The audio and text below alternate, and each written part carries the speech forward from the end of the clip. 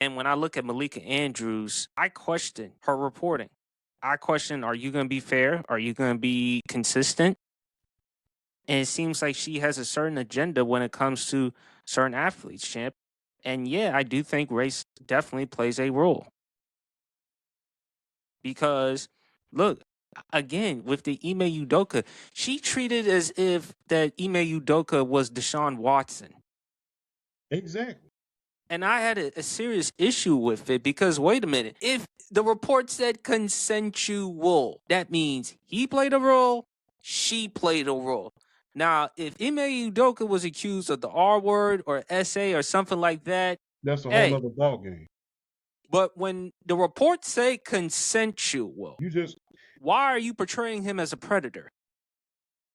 look, both of them just got caught. Look, let's just be real. And I hate to be this graphic.